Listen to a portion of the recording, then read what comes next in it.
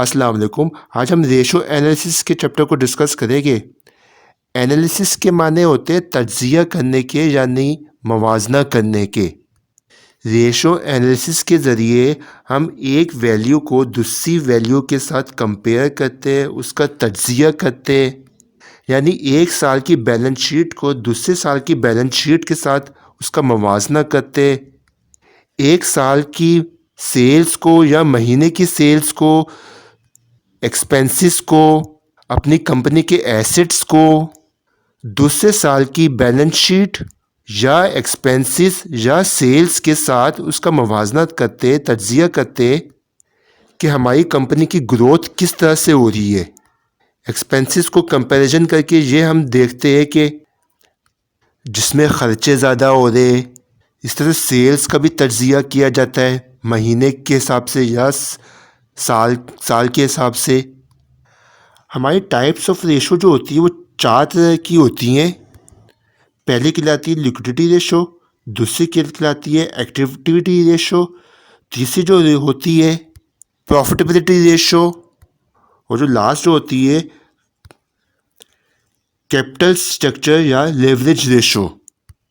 आज हम liquidity ratio और एक्टिविटी रेशो के बारे में डिस्कस करेंगे, यानी इसमें कौन कौन से फॉर्मूले होते हैं। आपको पूरी फॉर्मूलों की लिस्ट में आपको बता दूंगा।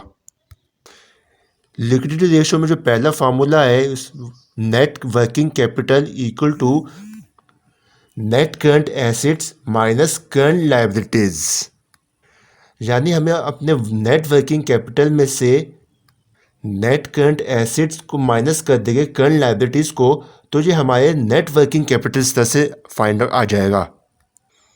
नेट वर्किंग कैपिटल रेशो के ज़रिए हम अपनी कंपनी की फाइनेंशियल हेल्थ को इम्प्रूव कर सकते हैं, कंपनी की प्रॉफिटेबिलिटी को बूस्ट कर सकते हैं, ऑपरेटिंग एफिशिएंसी को इम्प्रूव कर सकते हैं।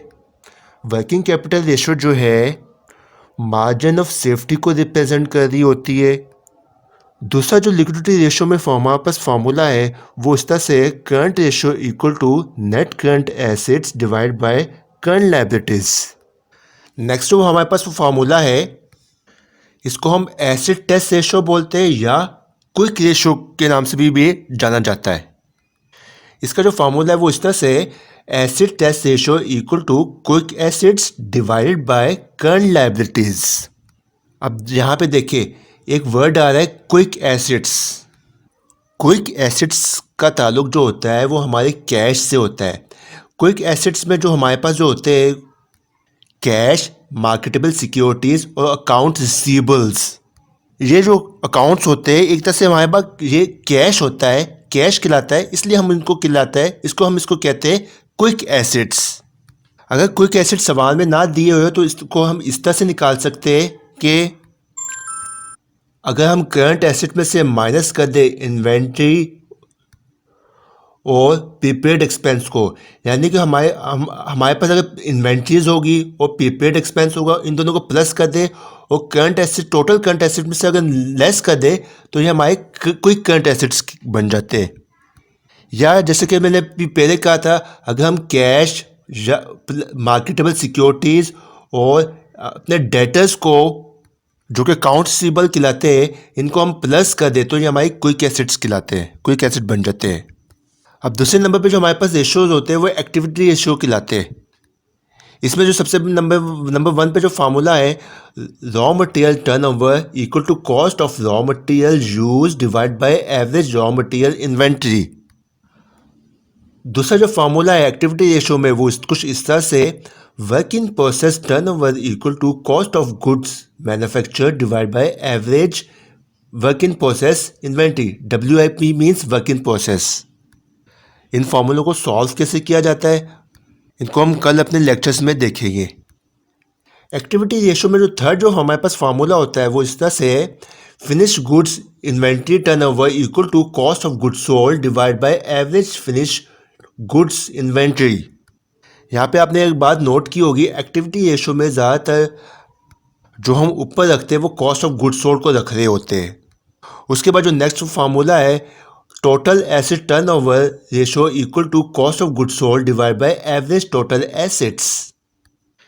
एक्टिविटी रेशो में जो नेक्स्ट जो हमारे पास फार्मूला है वो इस तरह से fix asset turnover equal to cost of goods sold divide by average fix assets.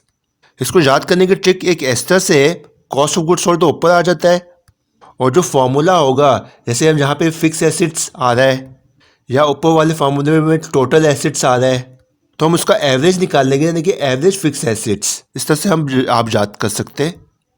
वो ज़्यादातर रेशोज़ में फार्मूले ही होते हैं, फार्मूलों को याद कर लेंगे तो बआसानी सॉल्व भी कर सकते हैं। उसके बाद जो नेक्स्ट वो फार्मूला है वो इस तरह से current assets turnover equal to cost of goods sold. अब देखिए यहाँ पे आ रहा है, देखिए करंट एसेट्स आ रहा है तो कर देंगे एवरेज करंट एसेट्स। वो रेशो एनालिसिस के चैप्टर में आपने बस फार्मूले ही याद करने हैं। अच्छा, एक्टिविटी रेशो में जो नेक्स्ट हमारे पास जो फार्मूला है वो इस तरह से working capital turnover ratio equal to cost of goods sold divide by average net working capital. उसके बाद जो एक्टिविटी रेशो में लास्ट जो फार्मूला है हमारे पास वो इस तरह से accounts payable turnover ratio equal to, यहाँ पे देखिए अब यहाँ पे जो आ रहा है नेट क्रेडिट परचेज आ रहा है, तो देखिए यहाँ पे नेट क्रेडिट सेल परचेज आ रहा है, सॉरी परचेज आ रहा है। वो इस वजह से देखिए अकाउंट्स पेबल का ताल्लुक जो होता है ना वो परचेज से होता है, और अकाउंट्स रिसीवेबल्स का ताल्लुक किससे होता है, सेल्स के साथ होता है। डिवाइड कर देंगे इसको एवरेज अकाउंट्स पेबल के साथ। तो आज हमने टाइप्स ऑफ रेशो में लिक्विडिटी रेशो और एक्टिविटी रेशो को डिस्कस कर लिया है। कल की क्लास में प्रॉफिटेबिलिटी रेशो और कैपिटल स्ट्रक्चर लिवरेज रेशो के बारे में डिस्कस करेंगे और फर्दर पे इसको स्टेप बाय स्टेप सॉल्व भी करेंगे अपने क्वेश्चन में, इन तमाम फार्मूलाज को। अगर ये तमाम वीडियोस आप देखना चाह रहे हैं तो जल्दी से हमारे चैनल को सब्सक्राइब कर लीजिए, अगर लाइक नहीं किया तो लाइक कर दीजिए अगर अच्छी लगी है तो, और फिर अपने तमाम दोस्तों के साथ ये वीडियो शेयर करें ताकि ज़्यादा से ज़्यादा लोगों को फ़ायदा हो। Thanks for watching.